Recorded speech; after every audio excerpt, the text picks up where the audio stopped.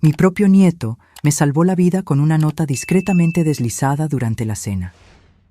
«Simula estar enferma y vete inmediatamente», decía el papel arrugado. Confundida, seguí sus instrucciones. 5 minutos después, observé horrorizada cómo mi esposo de 30 años servía champaña envenenada solo en mi copa, mientras me sonreía con amor. Esa noche, descubrí que el hombre con el que compartí mi vida había tramado un plan con mi nuera para heredar mi fortuna tras mi muerte accidental. Pero antes de que siga contando mi historia, asegúrate de ya estar suscrito al canal y escribe en los comentarios: ¿desde qué parte de México estás viendo este video? Nos encanta saber qué tan lejos están llegando nuestras historias. Nunca pensé que una cena familiar podría convertirse en el escenario de un intento de asesinato. Especialmente no cuando el asesino era el hombre con el que había compartido la cama durante 3 décadas. El día comenzó como cualquier otro. Yo estaba en la cocina, preparando un pastel de 3 leches para el cumpleaños de 15 años de mi nieto, Santiago. Ricardo, mi esposo, había salido temprano para una reunión de negocios con nuestra nuera, Ximena. No le di mucha importancia en ese momento. Ricardo y Ximena a menudo discutían sobre las inversiones de la familia. «Abuela, va a quedar delicioso», dijo Santiago, mirando mientras yo cubría el pastel con betún de chocolate. Sus ojos, tan parecidos a los de mi difunto hijo, brillaban con expectación. «Eso espero», respondí, sonriendo. «Tu abuelo compró champaña especial para celebrar esta noche». Santiago dudó, como si quisiera decir algo, pero Ximena lo llamó desde la otra habitación. Corrió fuera de la cocina, lanzándome una extraña mirada por encima del hombro. La cena estaba programada para las 7. Ricardo había insistido en que fuera un evento sofisticado, a pesar de ser solo para nosotros 4. Pensé que solo estaba tratando de compensar la ausencia de nuestro hijo. «Lucrecia, usa ese collar que te di en nuestro aniversario», sugirió Ricardo mientras me arreglaba. «El de diamantes». «¿No crees que es demasiado para una cena en casa, Ricardo?», pregunté. «Es una ocasión especial», insistió, con sus ojos fijos en mí con una intensidad que encontré extraña. La cena comenzó puntualmente a las 7. La mesa estaba elegantemente puesta, con nuestros mejores platos de porcelana y copas de cristal. Ricardo parecía nervioso, mirando constantemente su reloj. Ximena estaba deslumbrante en un vestido negro que parecía demasiado nuevo para una simple celebración familiar. «Un brindis por Santiago», anunció Ricardo, levantándose para abrir la botella de champaña. 15 años, ya casi un hombrecito. Fue entonces cuando noté a Santiago observándome con una expresión preocupada. Mientras Ricardo servía la champaña, Santiago derramó deliberadamente su vaso de agua. «Lo siento mucho», exclamó, creando un alboroto. En medio de la confusión, pasó junto a mí, deslizando un trozo de papel en mi mano. «Voy por más servilletas», dijo Ximena, saliendo rápidamente del comedor. Abrí la nota discretamente bajo la mesa. «Simula estar enferma y vete inmediatamente». Mi corazón se aceleró. ¿Por qué Santiago me enviaría un mensaje así? Lo miré y él asintió levemente, sus ojos suplicando que confiara en él. «Ricardo», dije tocándome la frente, «no me siento bien. Creo que necesito acostarme». «Pero querida, acabamos de empezar», protestó, con una extraña nota de urgencia en su voz. «Al menos toma un sorbo de champaña primero, para celebrar». «Quizás la abuela necesita una pastilla», sugirió Santiago levantándose. «La acompaño a su cuarto». «¡No!», Ricardo casi gritó, sorprendiéndonos a todos. Se recompuso rápidamente. «Quiero decir, Ximena puede hacerlo. Quiero hablar contigo sobre tu regalo, Santiago».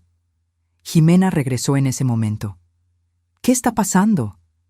«Lucrecia no se siente bien», dijo Ricardo, empujando mi copa hacia mí. «Solo un sorbo antes de irte, cariño, por la celebración». Noté algo en sus ojos. ¿Ansiedad? ¿Impaciencia? Miré la copa y me di cuenta de que solo la mía tenía un residuo extraño en el fondo. «La verdad, creo que mejor me voy a recostar», respondí apartando la silla. «Santiago, ¿me acompañas?», estoy un poco mareada. Ricardo se levantó abruptamente. Yo acompaño a mi esposa, insistió, agarrando mi brazo con la fuerza suficiente para dejar marca. Nunca lo había visto así. Papá, intervino Jimena, deja que vaya Santiago. Tú y yo necesitamos discutir ese asunto. Una mirada significativa pasó entre ellos, y Ricardo soltó mi brazo a regañadientes. Santiago se puso rápidamente a mi lado y salimos del comedor. Apenas estuvimos fuera del alcance de la voz, Santiago susurró urgentemente. Abuela, no podemos quedarnos, tenemos que salir ahora. Santiago, ¿qué está pasando? Exigí saber, con el corazón latiéndome con fuerza. Escuché a mi papá y al abuelo hablando anoche, dijo, con la voz temblándole. Ellos le pusieron algo a tu bebida, algo para... No pudo terminar. Mi mundo se vino abajo. ¿Mi esposo, el hombre con el que había construido una vida, estaba tratando de envenenarme? Era absurdo, imposible. Pero luego recordé la insistencia de Ricardo para que usara joyas caras, su nerviosismo, la forma en que prácticamente intentó obligarme a beber la champaña. ¿Estás seguro?, pregunté, deseando desesperadamente que fuera un malentendido. Sí, respondió Santiago, con lágrimas en los ojos. No saben que los escuché. Hablaron de tu póliza de seguro, de cómo el dinero resolvería sus problemas financieros. ¿Problemas financieros? Ricardo nunca había mencionado problemas financieros. Siempre habíamos vivido cómodamente con la herencia que recibí de mis padres. Abuela, dijeron que parecería un infarto. Nadie sospecharía. Sentí que mis piernas flaqueaban. Mi propia familia había conspirado para matarme, por dinero. Tenemos que llamar a la policía, dije, tratando de mantener la calma. No podemos usar los teléfonos de la casa, advirtió Santiago. El abuelo podría descubrirlo. Tenemos que salir de aquí primero. Tenía razón. Mi nieto de 15 años estaba pensando con más claridad que yo. Asentí, tratando de controlar el temblor de mis manos. Hay una salida por la parte de atrás, por la lavandería, sugerí. Se darán cuenta de que tardamos, dijo Santiago. Tenemos que ser rápidos. Caminamos silenciosamente hasta mi cuarto, donde agarré mi bolso y un abrigo. Evitamos con cuidado las tablas del piso que crujían, moviéndonos como fantasmas en nuestra propia casa en Guadalajara. Mientras bajábamos por la escalera de servicio, escuché la voz de Ricardo llamando mi nombre. Había una nota de impaciencia, tal vez incluso rabia, en su voz. Eso confirmó mis sospechas de una manera que las palabras no podían. Escapamos por la puerta de la lavandería hacia la noche fría, sin saber a dónde ir o qué pasaría después. Solo sabíamos que no podíamos quedarnos. Esa noche, mientras caminábamos a toda prisa por la calle, una cosa quedó clara. Mi vida, tal como la conocía, había terminado. Mi esposo no solo había traicionado mi confianza, sino que había intentado quitarme la vida. Y si no hubiera sido por el coraje y el amor de mi nieto, lo habría logrado. Caminamos durante casi una hora antes de encontrar un pequeño hotel de carretera cerca de Zapopan, donde pudimos pasar la noche. Usé efectivo en lugar de tarjeta de crédito, un instinto que luego descubrí fue crucial. No quería dejar rastros que Ricardo pudiera seguir. «Abuela, ¿qué vamos a hacer ahora?», preguntó Santiago, sentado en el borde de la cama del hotel, luciendo mucho más joven que sus 15 años.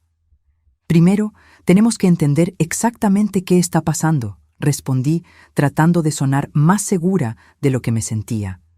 «Cuéntame todo lo que escuchaste». Santiago respiró hondo. «Bajé por un vaso de agua anoche. Estaban en el despacho, el abuelo y mi mamá. La puerta estaba entreabierta y escuché al abuelo decir que todo estaba listo para hoy, que el veneno era indetectable y parecería natural. Mi estómago se revolvió. Escuchar las palabras en voz alta lo hacía todo tan real, tan brutal. Mi mamá preguntó por el testamento, si todo estaba en orden. Continuó Santiago, su voz temblando. El abuelo dijo que sí, que habías firmado esos papeles hace unas semanas sin leerlos bien. ¿Papeles? Hice un esfuerzo por recordar. Ricardo me había pedido que firmara algunos documentos relacionados con inversiones. Dijo que era urgente y que no había tiempo para que los revisara por completo. Confié en él, como siempre lo hice. Y luego, continuó Santiago, el abuelo dijo que con el seguro de vida y la herencia estarían libres de deudas y nadie sospecharía. ¿Qué deudas?, pregunté, más para mí misma que para Santiago. No sé detalles, pero parecía grave. Mi mamá estaba muy nerviosa, hablando de acreedores y plazos. Intenté procesarlo todo.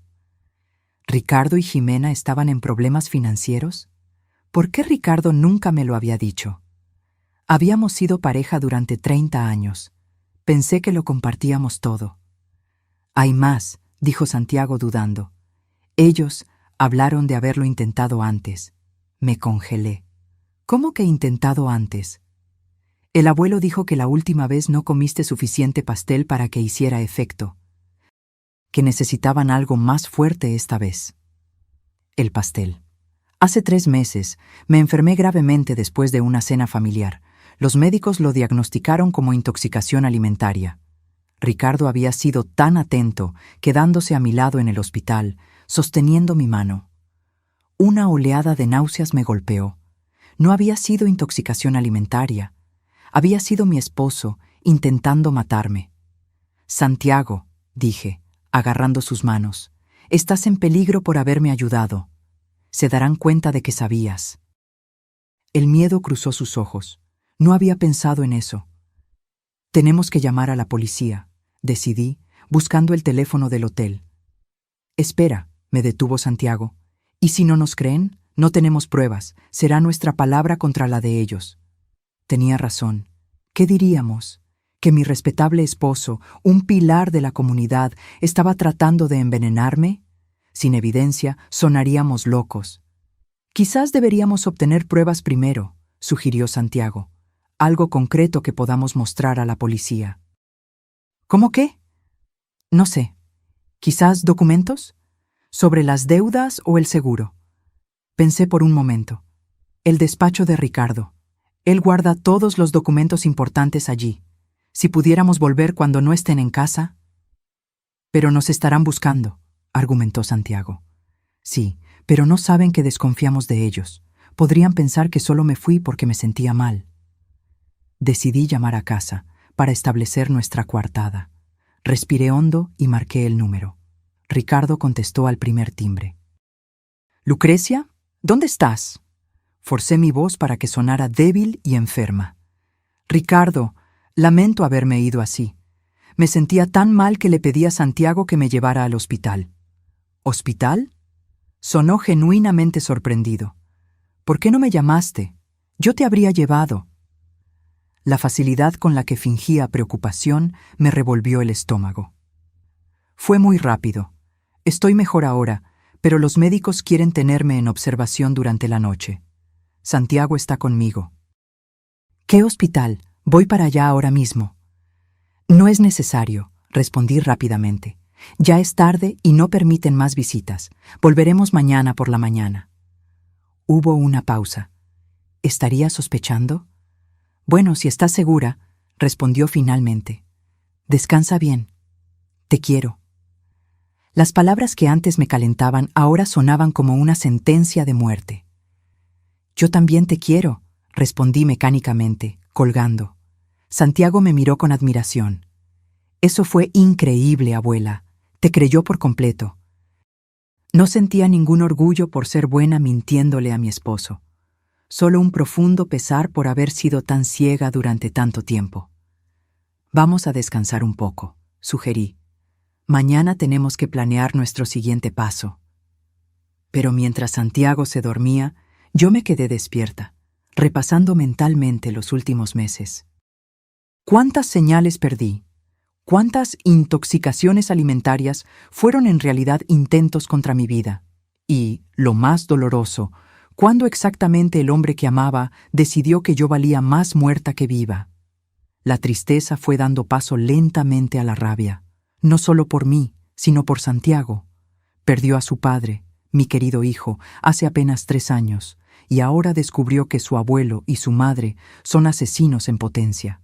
Me juré a mí misma que no dejaría que se salieran con la suya.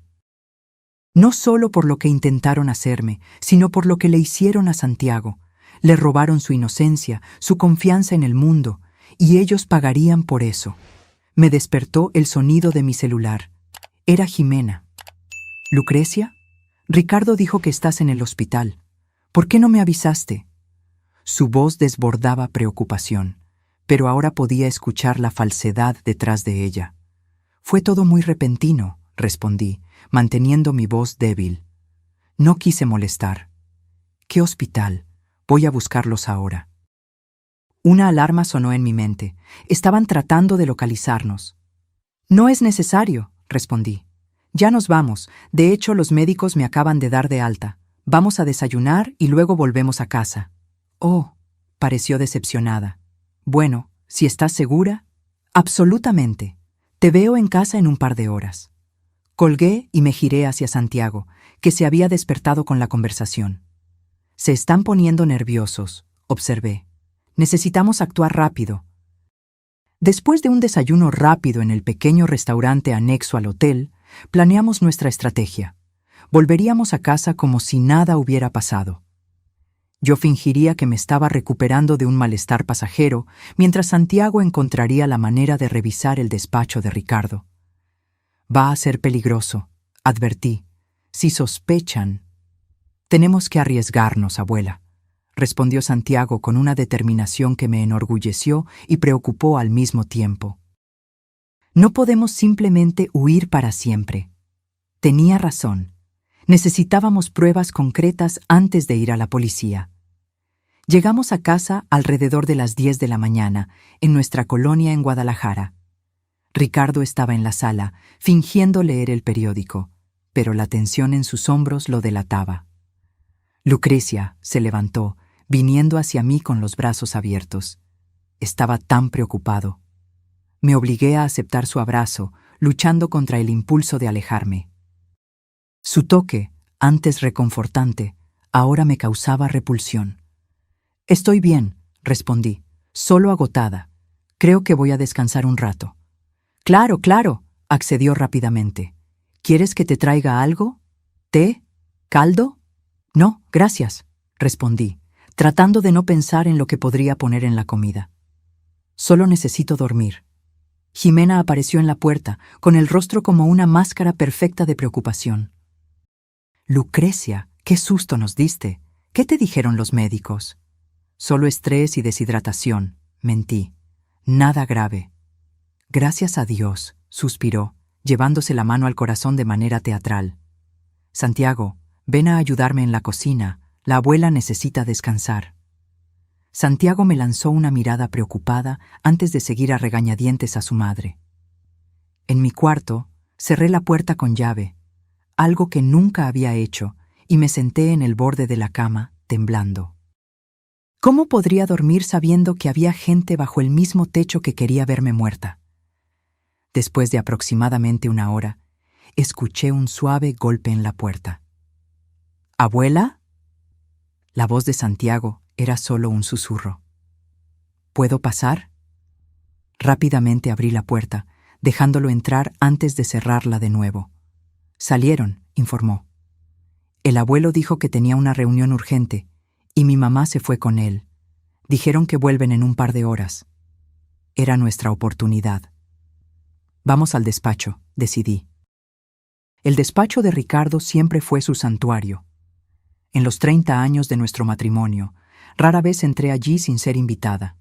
Ahora, violaba ese espacio no como esposa, sino como detective de mi propia casi muerte. La puerta estaba cerrada con llave, como era de esperar. ¿Y ahora?, preguntó Santiago. Recordé algo. Ricardo siempre guarda una llave de repuesto. Busqué sobre el marco de la puerta, y de hecho, allí estaba una pequeña llave. El despacho estaba impecablemente organizado, como siempre. Estantes repletos de libros, el antiguo escritorio de caoba que perteneció a su padre, la computadora de último modelo que le compré para su cumpleaños el año pasado. ¿Por dónde empezamos?, preguntó Santiago. Documentos financieros, respondí, dirigiéndome al archivador junto al escritorio. Busca cualquier cosa relacionada con seguro de vida, testamento o deudas. Mientras Santiago revisaba los cajones del escritorio, yo comencé a examinar las carpetas en el archivador. La mayoría contenía documentos mundanos, facturas pagadas, contratos de servicios domésticos, garantías de electrodomésticos. Luego, encontré una carpeta etiquetada con mi nombre. Dentro había una póliza de seguro de vida a mi nombre, con Ricardo como único beneficiario. La suma me impactó: 5 millones de pesos. No tenía idea de que estaba asegurada por tanto. «Santiago, mira esto», le llamé, mostrándole el documento. Él examinó los papeles. La fecha: esto se hizo hace solo 3 meses. Justo cuando empecé a tener esos episodios de intoxicación alimentaria. Continuando la búsqueda, encontré otra carpeta, esta vez sin etiqueta.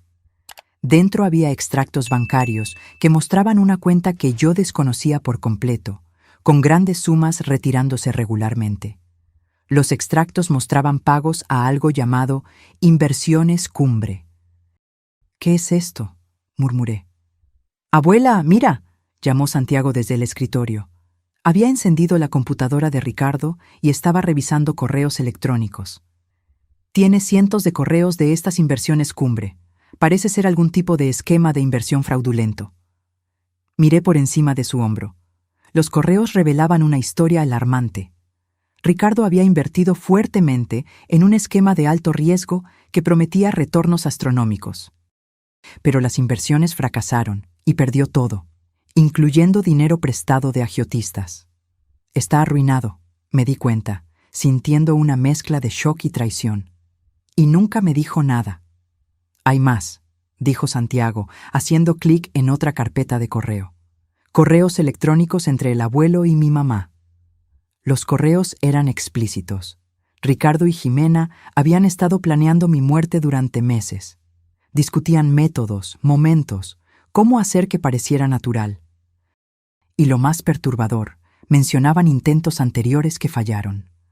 3 veces, susurré, sintiéndome enferma. Intentaron matarme 3 veces antes de anoche. Santiago estaba pálido. «Abuela, mi mamá escribió que estaba investigando venenos indetectables». El dolor de ver esas palabras, de saber que mi propia nuera investigaba formas de matarme, era casi físico. Pero no había tiempo para absorber completamente el golpe. Necesitábamos pruebas que pudiéramos mostrar a la policía. «Imprime esos correos», le dije, «y toma fotos de los documentos del archivador».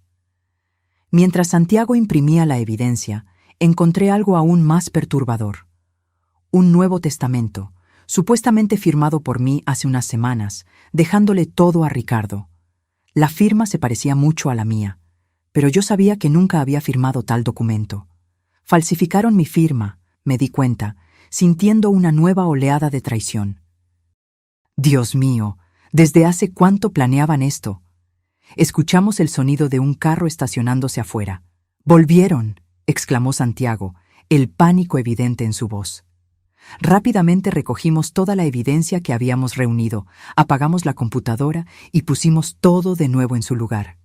Salimos del despacho, cerramos la puerta con llave y devolvimos la llave a su escondite.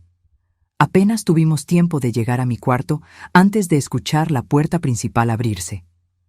«¿Lucrecia?», llamó Ricardo. «¿Estás despierta?». Intercambié una mirada con Santiago.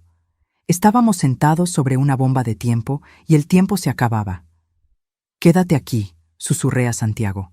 «Voy a bajar y actuar normal». Puse las pruebas que habíamos recopilado dentro de un libro en mi estantería, un lugar que Ricardo nunca miraría, y bajé las escaleras, forzando una sonrisa.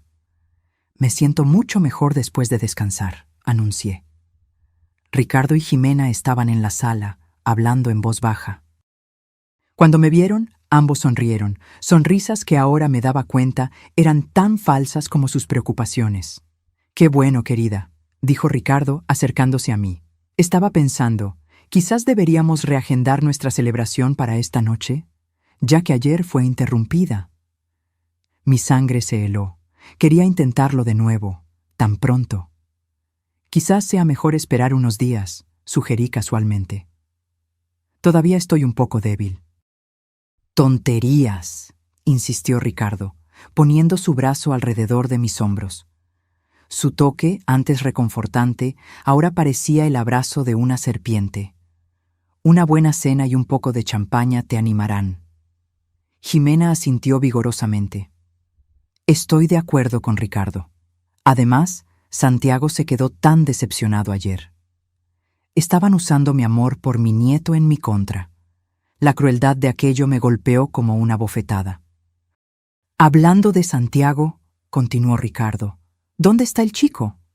Descansando, respondí rápidamente. Se quedó despierto toda la noche conmigo en el hospital. Voy a llamarlo, ofreció Ximena levantándose.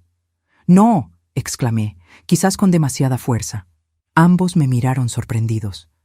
Quiero decir, déjalo dormir, está agotado. Ximena y Ricardo intercambiaron una mirada que no pude descifrar.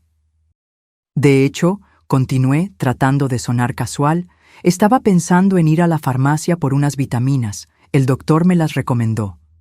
Yo puedo ir por ti, ofreció Ricardo inmediatamente. No, no, necesito tomar aire. Me hará bien caminar un poco.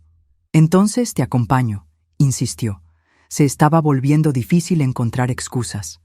Ricardo, de verdad prefiero ir sola. Necesito poner mis pensamientos en orden.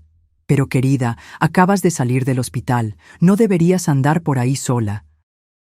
La preocupación en su voz sonaría genuina para cualquiera que no supiera la verdad. Para mí, sonaba como la desesperación de un hombre tratando de mantener a su presa bajo control. Estaré bien, insistí levantándome. No tardo. Antes de que pudiera protestar más, subí las escaleras para tomar mi bolso. Santiago me esperaba ansiosamente en el pasillo. ¿Qué está pasando?, susurró. Quieren intentarlo de nuevo esta noche, le expliqué rápidamente. Voy a la delegación ahora mismo con nuestras pruebas. Quédate aquí y actúa normal. Volveré con la policía. El miedo cruzó sus ojos. Es peligroso dejarte solo con ellos. Estarás más seguro si pareces que no sabes nada, argumenté. Solo evita comer o beber cualquier cosa que te ofrezcan. Agarré las pruebas escondidas en el libro y las puse en mi bolso. Cuando bajé de nuevo, Ricardo me esperaba en la puerta. ¿Estás segura de que no quieres compañía?, preguntó, bloqueando sutilmente la salida. Absolutamente, respondí, manteniendo la voz firme. Vuelvo en 1 hora, a más tardar.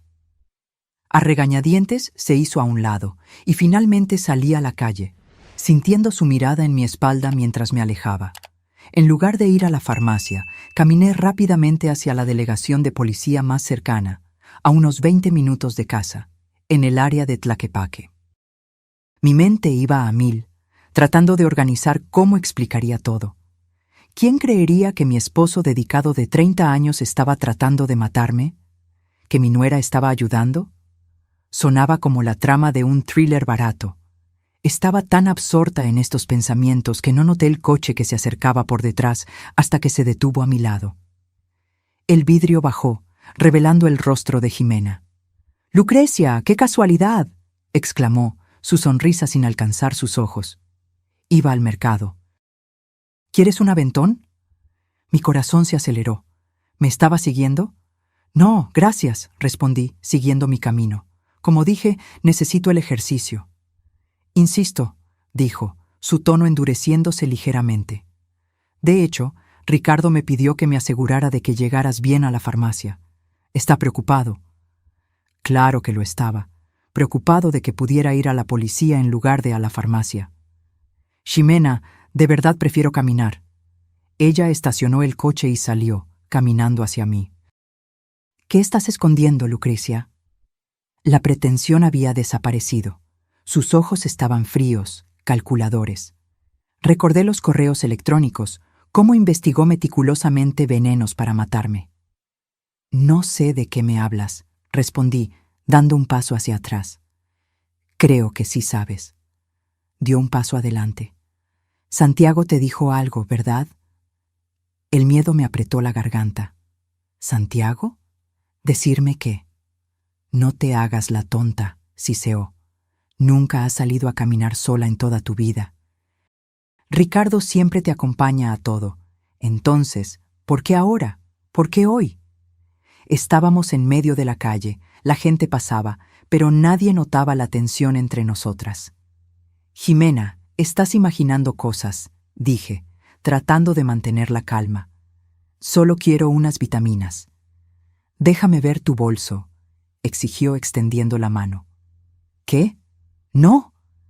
Agarró mi brazo con sorprendente fuerza. ¿Qué tienes ahí? ¿Qué sabes? Tiré de mi brazo, liberándome de su agarre. ¡No me toques! ¿Estás loca? Estuviste en el despacho de Ricardo, me acusó. Vimos las impresiones recientes en la impresora. Mi corazón se aceleró. Lo sabían. Sabían que habíamos descubierto su plan. Me voy a casa ahora, declaré, tratando de mantener mi voz firme. No, no vas. Jimena bloqueó mi camino. Vas a subir al coche y vamos a hablar de esto. El pánico subió por mi garganta. Entrar en ese coche sería como firmar mi propia sentencia de muerte. Jimena, dije lentamente, hay gente alrededor. ¿De verdad quieres armar un escándalo aquí? Ella miró a su alrededor, dándose cuenta de los transeúntes que comenzaban a observarnos con curiosidad. Vamos a resolver esto en familia, dijo, forzando una sonrisa a la gente que pasaba. Como adultos civilizados. Estoy de acuerdo, respondí, aprovechando la oportunidad. Voy a volver a casa ahora y hablamos todos juntos. Comencé a caminar de regreso, rezando para que no me detuviera de nuevo. Mi mente corría. No podía ir a la delegación ahora. Jimena me seguiría. Necesitaba un nuevo plan. Voy contigo, anunció, caminando a mi lado, su brazo firmemente entrelazado con el mío como si fuéramos mejores amigas. Durante todo el camino de regreso, Jimena mantuvo una conversación casual, como si nada hubiera pasado. Era surrealista. Momentos antes prácticamente me amenazaba, y ahora hablaba del clima y de recetas de pastel. Cuando llegamos a casa, Ricardo esperaba ansiosamente en la puerta. Encontré a Lucrecia en el camino, explicó Jimena significativamente. Decidimos que era mejor que descansara un poco más antes de salir. La mirada que Ricardo me dio fue gélida, a pesar de su cálida sonrisa. Claro, querida, tienes que cuidar tu salud. Entré en casa sintiéndome como una prisionera. ¿Dónde estaba Santiago? Lo busqué y lo encontré en la sala, hojeando una revista con falsa casualidad. Nuestras miradas se cruzaron brevemente, y traté de comunicar silenciosamente que algo había salido mal. Santiago, llamó Jimena, su voz empalagosa. ¿Puedes ayudar a tu abuela a subir? No se siente bien de nuevo. Era una trampa para separarnos, lo sabía, pero también era nuestra única oportunidad de comunicación. Santiago se acercó a mí, ofreciéndome su brazo. Mientras subíamos las escaleras, susurré rápidamente. Lo saben. Tenemos que salir de aquí lo más rápido posible. Sus ojos se abrieron de miedo, pero mantuvo la compostura. ¿Cómo? No pude llegar a la delegación. Jimena me siguió. Llegamos a mi cuarto y Santiago cerró la puerta detrás de nosotros. Van a hacer algo esta noche, continué susurrando. En la cena, necesitamos un plan. Podríamos intentar salir por la ventana, sugirió Santiago, mirando la gran ventana del cuarto que daba al jardín trasero. Es muy alto, respondí, evaluando la distancia al suelo. Y probablemente están vigilando la casa. Nos sentamos en silencio por unos momentos, la gravedad de la situación pesando sobre nosotros. Estábamos atrapados en nuestra propia casa con gente que quería vernos muertos. ¿Y si fingimos que aceptamos la cena?, propuso Santiago. ¿Pero grabamos todo? Si logramos que admitan el plan, tendríamos pruebas. Era arriesgado, pero podría funcionar. ¿Cómo haríamos eso? Tengo una grabadora en mi celular. Podría dejarla escondida en el comedor. No era un plan perfecto, pero era lo mejor que teníamos en ese momento. Está bien, acepté, pero tenemos que ser extremadamente cuidadosos. Nada de comer o beber cualquier cosa que nos ofrezcan. Llamaron a la puerta, haciéndonos saltar. ¿Lucrecia? Era la voz de Ricardo. ¿Puedo pasar? Santiago y yo intercambiamos miradas alarmadas antes de que yo respondiera. «Claro, cariño». Ricardo entró, con el rostro como una máscara de preocupación. «¿Cómo te sientes?» «Un poco mejor», respondí. Pero todavía cansada. «Ximena y yo estábamos hablando», dijo, sentándose en el borde de la cama. «Creemos que quizás deberías consultar a un especialista. Estos desmayos repentinos podrían ser señal de algo más serio». Estaban construyendo una narrativa, preparando el terreno para cuando yo muriera de causas naturales. «Quizás tengas razón», estuve de acuerdo, jugando su juego. «Programaré una cita la próxima semana». «¿Por qué no hoy?», insistió. «Puedo llamar ahora mismo al doctor Torres». El doctor Torres, el médico que diagnosticó erróneamente mis anteriores intoxicaciones alimentarias. ¿Estaría él también involucrado? «Hoy no», respondí. «Estoy agotada, solo quiero descansar un poco». «Bueno, al menos cena con nosotros esta noche», dijo Ricardo, su voz suave pero insistente. «Ximena está preparando algo especial para compensar la interrupción de ayer». Tragué saliva. Claro, no puedo esperar. Cuando Ricardo se fue, Santiago y yo intercambiamos miradas. El plan estaba en marcha. ¿Sobreviviríamos a esta noche o sería nuestro fin? Las horas siguientes fueron un ejercicio de nervios. Me quedé en mi cuarto, fingiendo descansar, mientras en realidad preparaba una pequeña maleta con artículos esenciales, documentos, dinero, algo de ropa. Si conseguíamos las pruebas esta noche, huiríamos de inmediato. Alrededor de las 7, Ximena nos llamó a cenar. La mesa estaba impecablemente puesta, casi idéntica a la noche anterior. Los mismos platos finos, las mismas copas de cristal, la misma botella de champaña cara.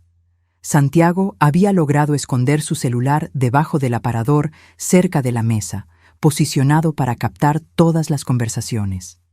Nuestro plan era simple: hacer que hablaran sobre el veneno, grabar la confesión y luego crear alguna distracción que nos permitiera escapar e ir directamente a la policía.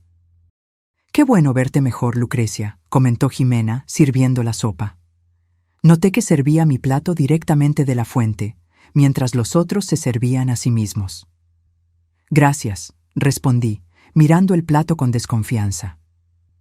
No tocaría esa comida ni aunque mi vida dependiera de ello. Irónicamente, ese era exactamente el caso. «Un brindis», anunció Ricardo, levantándose para servir la champaña. «Por la salud de la familia». De nuevo observé cómo llenaba mi copa de una botella específica, diferente a la que se sirvió a sí mismo y a los demás. «Por la salud», accedí, levantando la copa pero solo fingiendo beber. La cena transcurrió en una atmósfera tensa y surrealista. Conversaciones superficiales sobre el clima, sobre noticias, como si no estuviéramos todos envueltos en un juego mortal. Noté que Santiago tampoco estaba comiendo, solo movía la comida por su plato. Ximena se dio cuenta. «Santiago, ¿no tienes hambre?», preguntó, su voz falsamente dulce. «Solo un poco indispuesto», respondió. «Como tu abuela», observó Ricardo, lanzándome una mirada significativa. «Quizás sea algo genético». La insinuación me dio escalofríos. Estaban construyendo una historia de problemas de salud hereditarios. «De hecho», dije, decidiendo arriesgarme, «estuve pensando en mi testamento recientemente». Ricardo casi se atraganta con su vino. «¿Tu testamento? ¿Por qué?» «Bueno, con estos problemas de salud repentinos, pensé que era prudente revisar mis asuntos». Ximena y Ricardo intercambiaron una mirada rápida. «No seas mórbida, querida», dijo Ricardo, forzando una risa. «Vivirás muchos años más». «¿Quién sabe?», repliqué. «La vida es impredecible. Las personas sanas mueren repentinamente todos los días». «¿Qué estás insinuando, Lucrecia?», preguntó Ximena, su voz aguda. Era hora de provocarlos, de hacer que revelaran sus intenciones. Solo que deberíamos estar preparados para cualquier eventualidad, respondí casualmente. Por ejemplo, si algo me pasara, digamos, esta noche, ¿quién heredaría mis bienes? El silencio que siguió fue ensordecedor. ¿Por qué preguntarías algo así? Ricardo finalmente rompió el silencio, con la voz tensa. Curiosidad, respondí, manteniendo mi tono casual mientras mi corazón latía frenéticamente. Después de todo, hay mucho en juego, ¿no es así? Mi herencia, el seguro de vida. Jimena dejó caer el tenedor, el metal tintineando ruidosamente contra la porcelana. ¿Seguro de vida?, repitió Ricardo, sus ojos entrecerrándose. ¿De qué estás hablando exactamente, Lucrecia? Oh, ya sabes, continué, jugando con fuego. La póliza de 5 millones de pesos que hiciste a mi nombre hace 3 meses. Esa de la que supuestamente no sé nada. El rostro de Ricardo palideció visiblemente. Jimena agarró su copa de vino, bebiendo un trago largo. ¿Cómo? Comenzó Ricardo. Luego se detuvo, recomponiéndose. Querida, creo que estás confundida. Debe ser efecto de los medicamentos del hospital. No estoy confundida, Ricardo, respondí, con mi voz firme. Así como no estoy confundida sobre Inversiones Cumbre, o sobre las deudas que me escondiste, o sobre las 3 veces anteriores que intentaste envenenarme. Santiago observaba la escena con los ojos muy abiertos, claramente nervioso por mi enfoque directo, pero yo necesitaba que confesaran. Necesitaba pruebas concretas grabadas. Ricardo se levantó abruptamente, su silla raspando ruidosamente contra el suelo. Basta. Claramente no estás bien. Te llevaremos de vuelta al hospital. ¿Para qué? ¿Para darme más medicamentos que en realidad son veneno? Jimena también se levantó. Lucrecia, estás siendo ridícula. Ricardo es tu esposo desde hace 30 años. ¿Por qué intentaría hacerte daño? Por dinero, Jimena, respondí simplemente. La misma razón por la que aceptaste ayudarlo. 5 millones del seguro, más mi herencia. Suficiente para cubrir sus deudas y que todavía le sobrara bastante. «¡Esto es absurdo!», Ricardo explotó, pero sus ojos revelaban pánico. «No tienes pruebas de nada de eso». «De hecho», dije, inclinándome hacia adelante, «tengo». Correos electrónicos, documentos, el testamento falsificado, todo. El rostro de Ricardo se contorsionó en una máscara de furia. «Estuviste en mi despacho». No era una pregunta. «Y tú pusiste veneno en mi comida», repliqué. «Creo que estamos a mano». Jimena dio un paso en mi dirección, su comportamiento completamente transformado. Ya no había pretensión de preocupación, solo rabia cruda. «No lo entiendes, ¿verdad?», siseó. «Lo perdió todo». ¡Todo! Las inversiones, el dinero de tu hijo, sí, el dinero que se suponía que iría para Santiago. Ricardo lo apostó todo y perdió. Y ahora los agiotistas lo están buscando. Nos están buscando a nosotros. Jimena. Ricardo intentó silenciarla, pero era demasiado tarde. «No, Ricardo», continuó histérica. «Ella necesita saber. Necesita entender por qué lo hicimos. Amenazaron a Santiago, Lucrecia. Dijeron que le harían daño si no pagábamos». ¿Qué se suponía que debíamos hacer? «Cualquier cosa excepto intentar matarme», grité, levantándome también. «Los habría ayudado si me lo hubieran pedido». «Nunca lo entenderías», replicó Ricardo amargamente. «Tú y tu dinero, tu herencia, siempre sintiéndote superior porque venías de una familia rica mientras yo tenía que trabajar por cada peso». La revelación me impactó. ¿Eso era lo que pensaba de mí durante todos estos años? ¿Que yo me creía superior? «Te amaba», dije, con mi voz temblándole. «Confiaba en ti con todo lo que tenía». «¿Y ahora vas a denunciarnos?», preguntó Jimena, dando otro paso en mi dirección. «¿Vas a enviar al abuelo de tu nieto a la cárcel? ¿A enviarme a mí a la cárcel, dejando a Santiago solo en el mundo?» Estaba tratando de manipularme, usando mi amor por Santiago como arma. Miré a mi nieto, viendo la angustia en sus ojos mientras presenciaba a su madre admitir haber conspirado para asesinar a su abuela. «No pensaron en Santiago cuando planearon matarme», respondí fríamente. «No lo usen como escudo ahora». Ricardo de repente pareció tranquilo, peligrosamente tranquilo. «No tienes a dónde ir, Lucrecia», dijo, su voz casi gentil. «Piénsalo bien. Si denuncias esto, el escándalo destruirá a nuestra familia. La prensa se alimentará de la historia. Santiago sufrirá». «¿Y cuál es la alternativa?», pregunté. «¿Bebo el veneno voluntariamente? ¿Muero para salvar las apariencias?». «No tiene por qué ser así», respondió Ricardo, sus ojos calculadores. «Podríamos llegar a un acuerdo».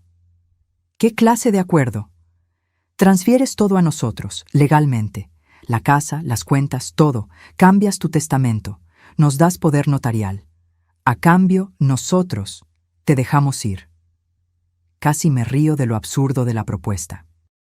«¿Y se supone que debo confiar en ustedes, después de todo esto?». «Es tu mejor opción», insistió Jimena. «La única que mantiene a esta familia intacta». Santiago finalmente habló, su voz temblando. «Esto no es una familia, es una pesadilla». Jimena se giró hacia él, sorprendida, como si hubiera olvidado que estaba allí. «Santiago, cariño, tú no entiendes». «Entiendo perfectamente», la interrumpió levantándose. «Tú y el abuelo intentaron matar a la abuela, por dinero. Y ahora están tratando de manipularla para que les entregue todo. Esto no es una familia, es un esquema criminal». El orgullo que sentí por él en ese momento fue inmenso. A pesar de todo, podía ver la situación con la claridad moral que le faltaba a su propia madre. «Vámonos, abuela», dijo Santiago, viniendo a mi lado. «No van a ninguna parte», declaró Ricardo, bloqueando nuestro camino hacia la puerta. «No hasta que resolvamos esto». «Está resuelto», respondí firmemente. «Se acabó, Ricardo. Traicionaste mi confianza de la peor manera posible. No hay acuerdo, no hay negociación». La mirada que me lanzó fue gélida. «Entonces no me dejas opción». Metió la mano en su bolsillo y sacó un pequeño frasco. «¿Sabes qué es esto? Es suficiente para matarlos a ambos instantáneamente, sin sufrimiento, rápido e indoloro». Mi sangre se heló. «No harías eso». «¿No?». Su sonrisa era terrible de ver. «¿Qué tengo que perder ahora? Ya lo descubriste todo. Si no puedo tener el dinero, al menos puedo evitar la cárcel». Jimena parecía alarmada. «Ricardo, esto no era parte del plan». «El plan cambió», respondió él sin quitarme los ojos de encima. «Si no puedo tener el dinero, nadie lo tendrá». Todo fue muy rápido después de eso. Ricardo avanzó hacia nosotros, frasco en mano. Santiago se interpuso, tratando de protegerme. Jimena gritó algo ininteligible. Y luego, la puerta del comedor se abrió de golpe. «¡Policía! ¡Alto ahí!». 3 oficiales uniformados entraron en la habitación, con las armas en alto. Ricardo se congeló, el frasco todavía en su mano. «Suelte eso ahora mismo», ordenó uno de los policías. Ricardo bajó lentamente el frasco, su rostro una máscara de derrota y furia. «¡Al suelo, los dos!», comandó otro policía, señalando a Ricardo y Jimena. Mientras eran esposados, un tercer oficial se acercó a nosotros. «Señora Lucrecia, soy el comandante López. Recibimos su llamada de emergencia». Miré confundida a Santiago, que sonrió nerviosamente. «Llamé a la policía cuando estabas en el cuarto», explicó. «Usando el teléfono fijo de la casa, dije que era una emergencia, que mi abuelo estaba amenazando con matar a mi abuela». La oleada de alivio que me invadió fue abrumadora. Mientras yo preparaba nuestra huida, Santiago había tomado la iniciativa de llamar a la ayuda. «Tenemos grabaciones», agregué rápidamente, señalando el lugar donde estaba escondido el celular de Santiago. «De toda la confesión». El comandante asintió. «Eso será muy útil. Necesitaremos que ambos vengan a la delegación para prestar declaración». Mientras Ricardo y Jimena eran sacados, Ricardo se giró hacia mí por última vez. Esto no ha terminado, Lucrecia, amenazó. De una forma u otra, voy a hacerte pagar. El comandante lo empujó hacia adelante. Guarde sus amenazas para el juez, señor. Observé a mi esposo, el hombre que juró amarme y protegerme, siendo llevado bajo custodia por intentar asesinarme. La sensación era surrealista, como si le estuviera sucediendo a otra persona. Santiago tomó mi mano, apretándola en solidaridad. «Se acabó, abuela», dijo suavemente. «Estamos a salvo ahora». Pero mientras salíamos de la casa que por tanto tiempo llamé hogar, no pude evitar preguntarme: ¿algún día me sentiría segura de nuevo? Los días siguientes pasaron en un borrón de declaraciones policiales, audiencias preliminares e interminables reuniones con abogados. La historia se filtró a la prensa, como Ricardo había predicho. Empresario intenta envenenar a esposa millonaria en Guadalajara. Encabezaba los titulares locales. Santiago y yo nos hospedamos en un hotel en el centro, incapaces de volver a la casa que ahora estaba contaminada con recuerdos de traición. La policía encontró suficiente evidencia para mantener a Ricardo y Jimena detenidos sin derecho a fianza. El frasco que Ricardo había blandido contenía de hecho una dosis letal de arsénico, y exámenes toxicológicos confirmaron rastros de la sustancia en la comida y bebida que me sirvieron esa noche.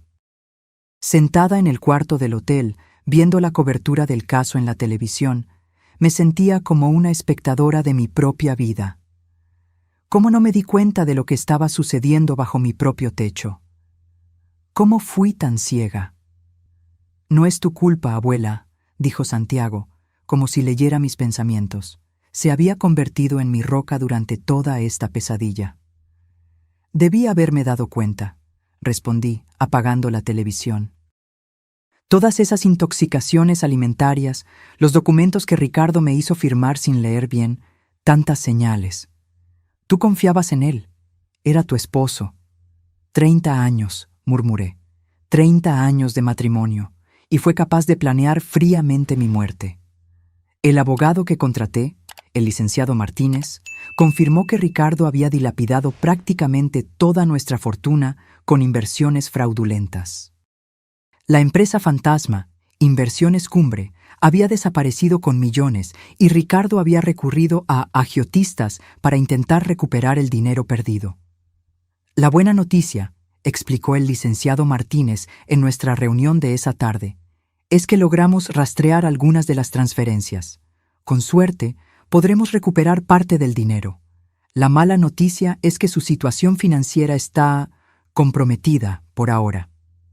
No me importa el dinero, respondí honestamente. Solo quiero que paguen por lo que hicieron. Y pagarán, me aseguró. Las pruebas son contundentes. La grabación que consiguieron es particularmente incriminatoria. Difícilmente escaparán de condenas largas. Había otra cuestión, más delicada. ¿Y qué pasará con Santiago? El abogado suspiró.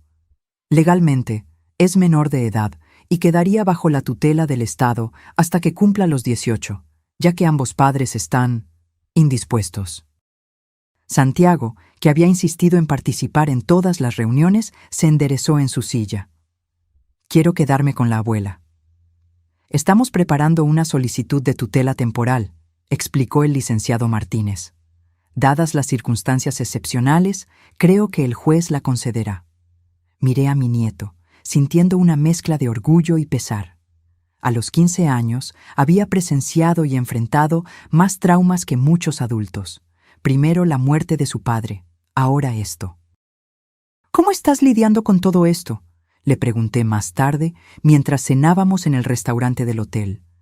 Santiago movió la comida por un momento antes de responder. Honestamente, no sé. Es como si mi vida hubiera sido una mentira.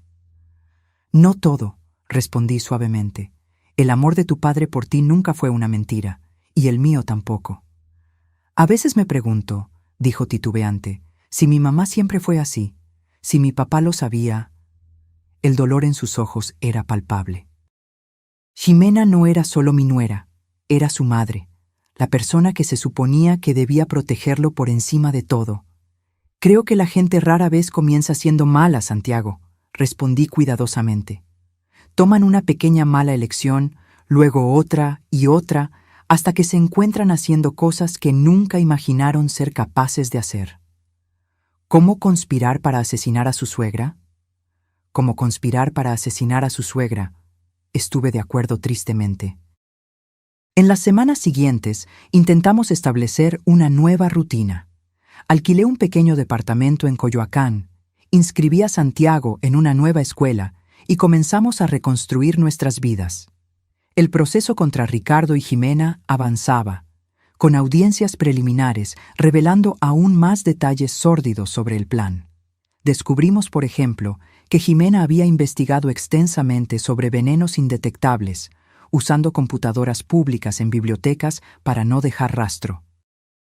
Que Ricardo había consultado a 3 médicos diferentes, incluyendo al doctor Torres, para establecer un historial de problemas cardíacos que jamás tuve. Que habían ensayado diferentes versiones de encontrar mi cuerpo y cómo reaccionarían. La frialdad calculadora de todo me revolvía el estómago. Una tarde recibí una llamada inesperada. Era el abogado de Ricardo. «Señora Lucrecia, a mi cliente le gustaría hablar con usted, en privado». «¿Por qué?», pregunté sorprendida. «No tengo nada que decirle.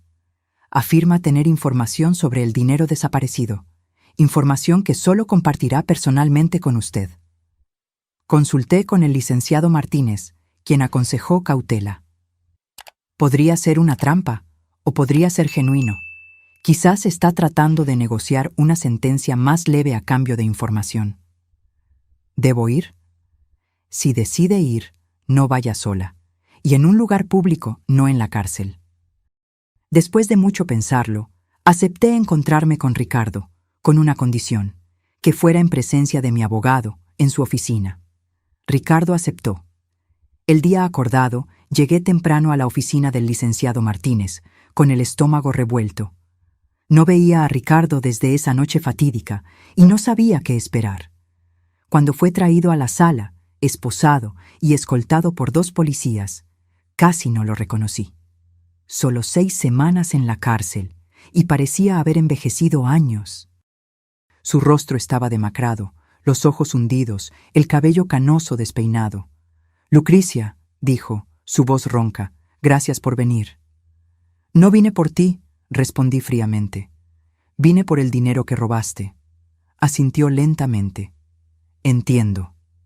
«Vayamos al grano, señor Ricardo», intervino el licenciado Martínez. «Usted mencionó tener información sobre los fondos desviados». Ricardo me miró directamente, ignorando al abogado. «No se perdió todo, Lucrecia. Yo reservé una parte. Un seguro, digamos». «¿Cuánto?», pregunté. «Cerca de 2 millones de pesos, en una cuenta en las Islas Caimán». El licenciado Martínez se inclinó hacia adelante. «¿Y usted está dispuesto a devolver ese dinero a cambio de...?» «Un acuerdo», respondió Ricardo. «Reducción de condena». «Eso no depende de la señora Lucrecia», argumentó mi abogado. «Es con el fiscal con quien tiene que negociar». «Pero la palabra de ella tiene peso», insistió Ricardo, todavía mirándome. «Si ella dice que quiere un acuerdo, que perdona». «¿Perdonar?», interrumpí, incrédula. «Intentaste matarme, Ricardo, varias veces. No hay perdón para eso». Bajó la mirada. «Lo sé. Lo que hice fue imperdonable. Entonces, ¿por qué estoy aquí? ¿Qué quieres realmente?» Ricardo dudó. Luego dijo en voz baja, «Quiero ver a Santiago». La audacia del pedido me dejó momentáneamente sin palabras. «De ninguna manera», respondí cuando recuperé la voz. «Perdiste cualquier derecho a ver a Santiago en el momento en que conspiraste con su madre para asesinarme». «Es mi nieto», insistió Ricardo, «la única familia que me queda». «¿Familia?», repetí con desdén. «Tú no sabes el significado de esa palabra. Santiago fue quien me salvó de ti, ¿recuerdas? Vio el monstruo que realmente eres». Ricardo cerró los ojos por un momento, como si absorbiera el golpe.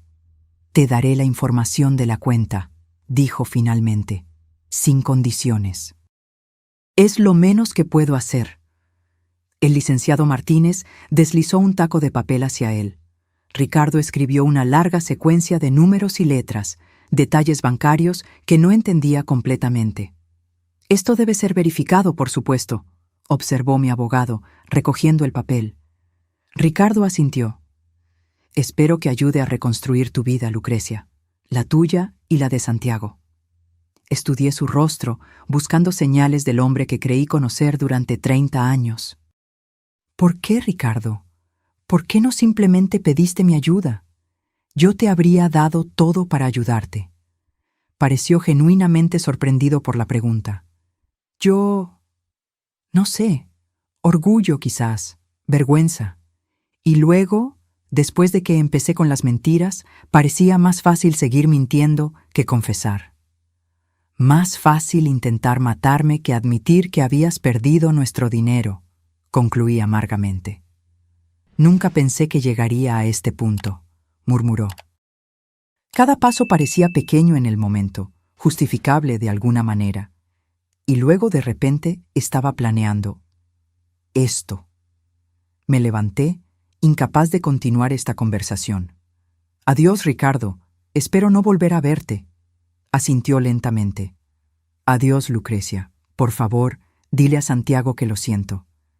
Díselo tú mismo, respondí. En tu juicio, cuando testifique en tu contra. Salí de la sala sintiéndome extrañamente vacía.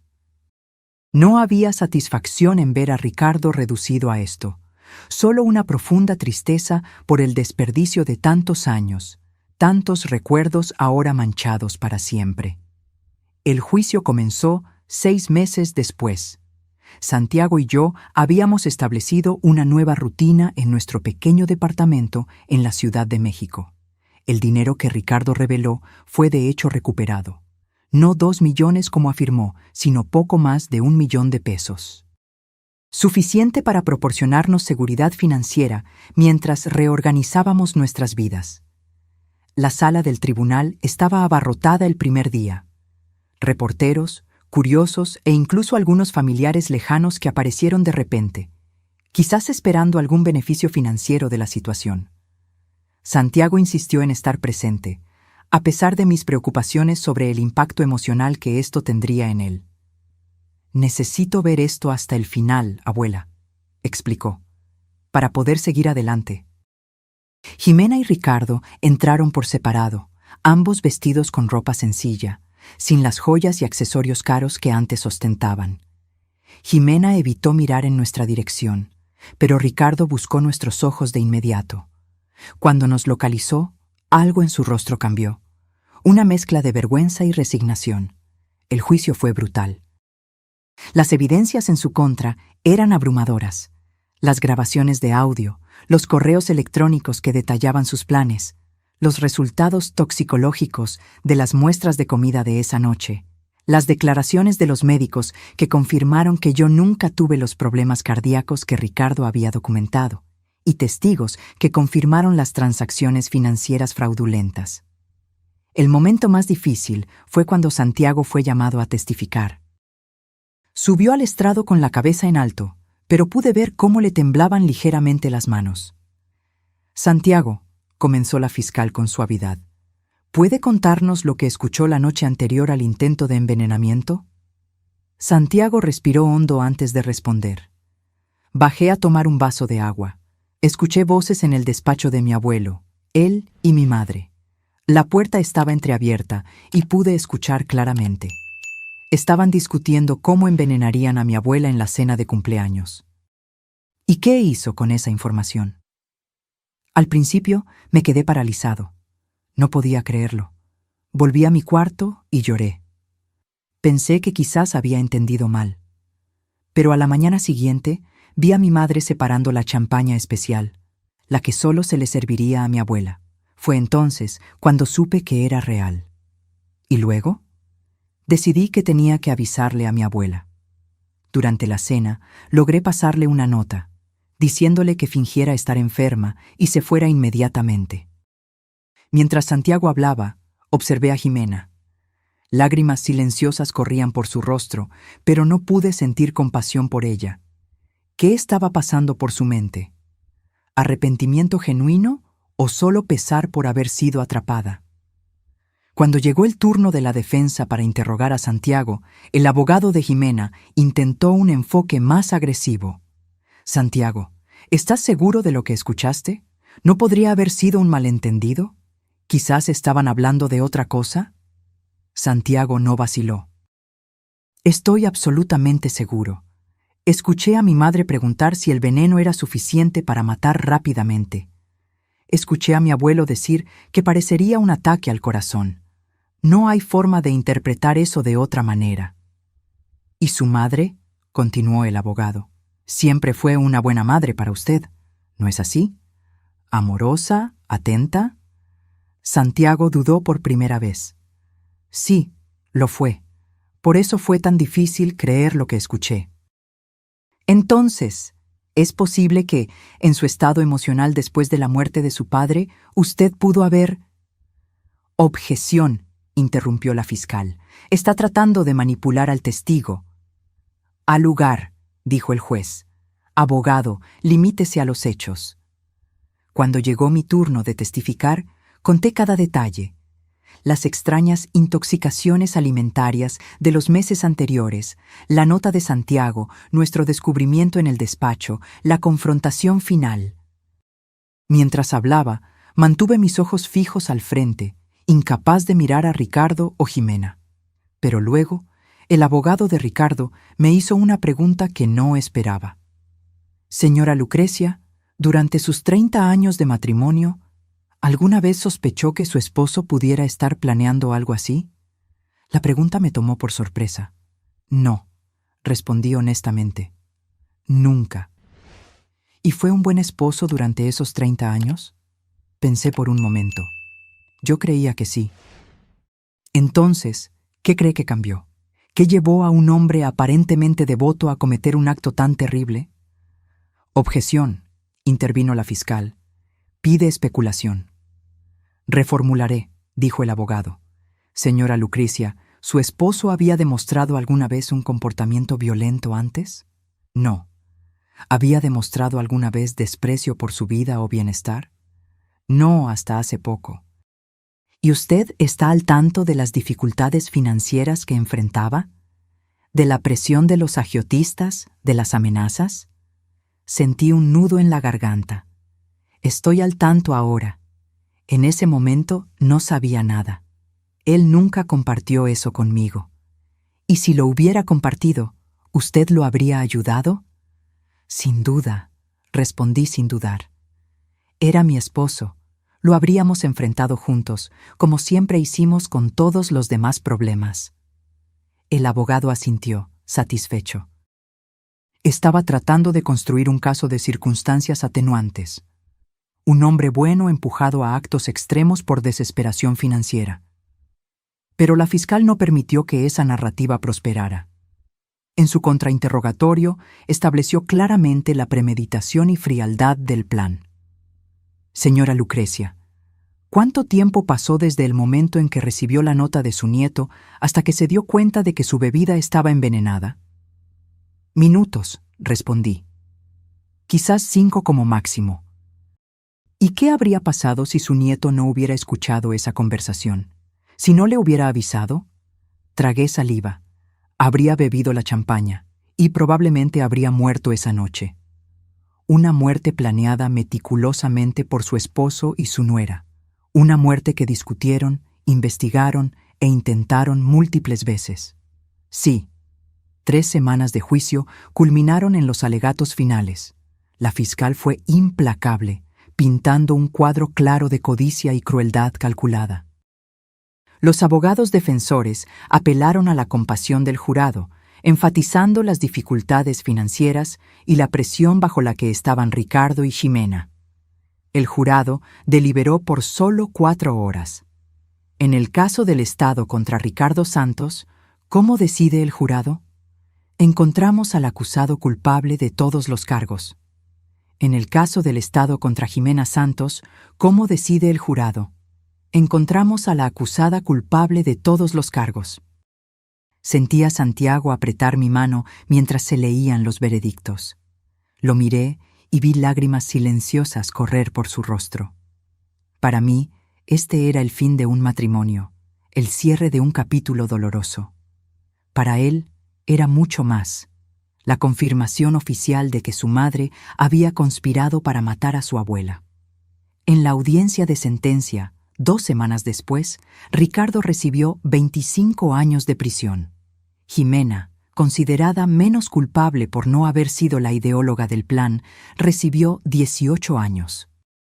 Antes de ser llevados, a ambos se les permitió hablar.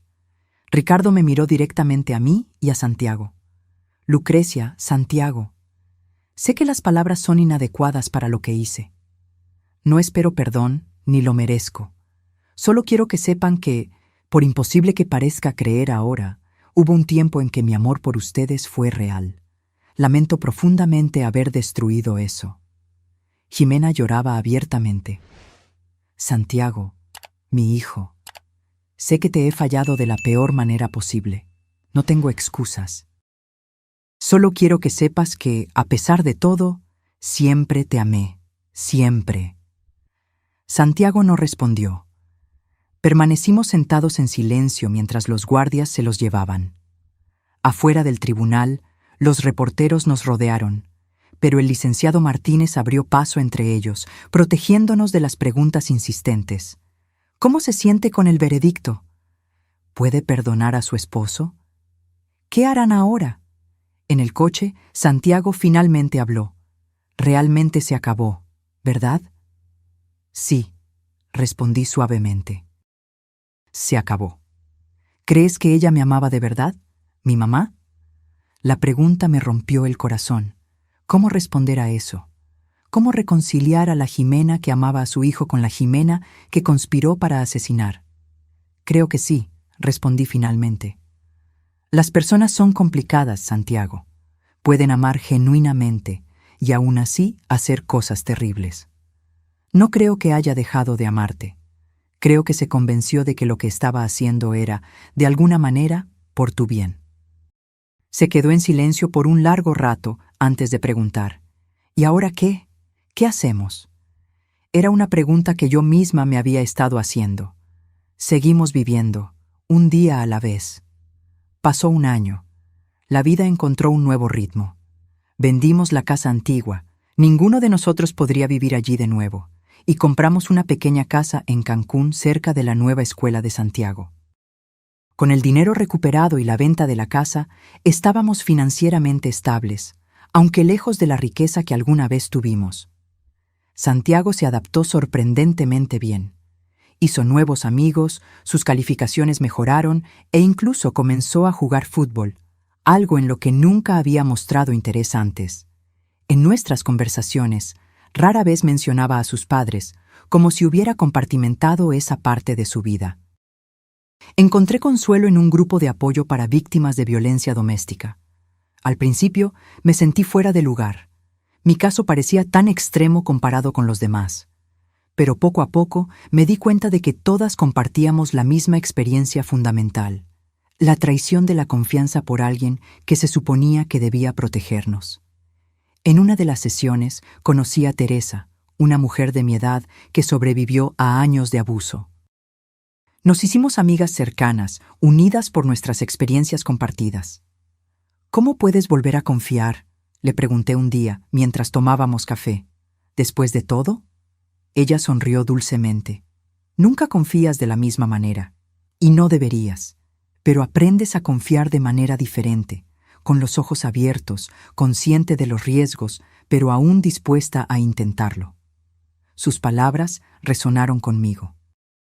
Me di cuenta de que había pasado tanto tiempo mirando hacia atrás, reviviendo cada momento de mi matrimonio, buscando señales que me perdí, que no estaba realmente viviendo en el presente.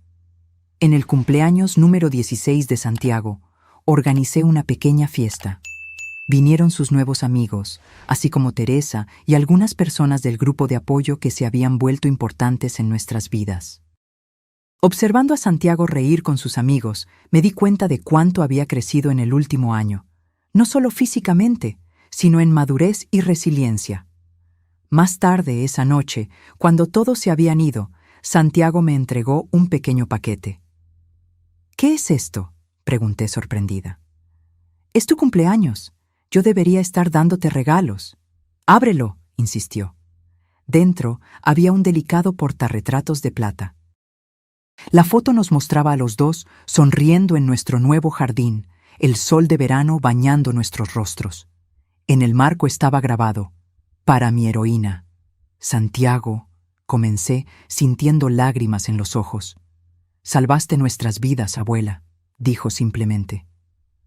No solo esa noche, sino todos los días desde entonces. Lo abracé con fuerza, pensando en nuestro viaje. De una familia destrozada por la traición, habíamos construido algo nuevo, más pequeño, más simple, pero genuino. Esa nota: «Simula estar enferma y vete inmediatamente», había marcado el fin de la vida que conocíamos, pero también el comienzo de una nueva. Una vida construida sobre la verdad, no ilusiones, sobre amor real, no pretensión. «Nos salvamos el uno al otro», respondí finalmente. Y, por primera vez en mucho tiempo, creí sinceramente que estaríamos bien. Ahora, si te gustó esta historia, haz clic en suscribirte y dime en los comentarios qué parte te dejó con la boca abierta.